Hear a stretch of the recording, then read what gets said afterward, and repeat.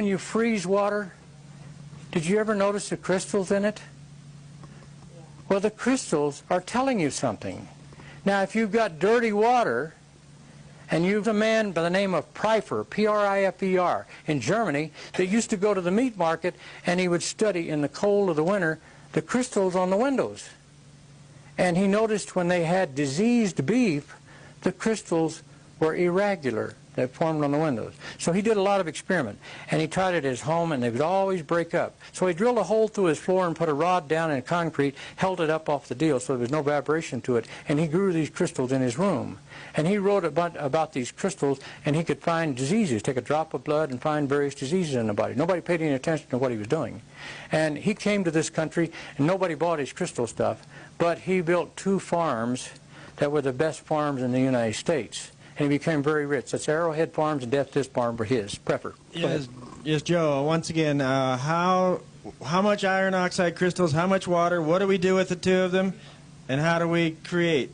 I want to make 50 gallons of good water. What do I do? Oh, I'd have 100 pounds of iron oxide crystals, and I'd play with it, and I'd let it go through the crystals.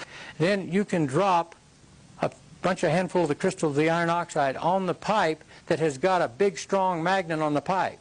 That will pull the crystals up against the side and hold it there, and the water that flows by it will structure. Okay, thank you. If we just pour water through 100 pounds of iron oxide crystals, is that it? That'll do it. That'll do it away. But you don't have to have that much.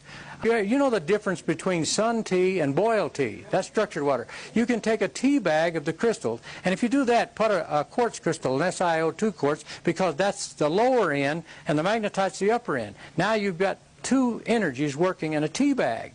Let the sun on it. When you do that, always crack the top of the lid and put a little piece of cheesecloth or something and let it vent. Let them float out. And then you don't have the chlorine or these electrified hydrocarbons, pesticides, insecticides, or that stuff in your damn tea. But the sun structures sun tea. It tastes better. It tastes better.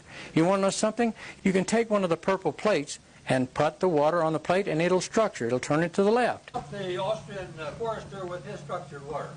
That's a good question. Victor Schumberger, I met him, and there's one of the highlights of my whole life. I spent a few hours with, well, quite a few hours for 3 days. Anyway, Victor Schumberger was one of the smartest men I've ever run into, and he done it by observation. He put every hydrologist in the world to shame. He also did this at a certain phase of the moon. He wanted the moon pulling on the logs, and he floated them out. So he did this other thing. Schumberger said, when you run water through a vehicle shaped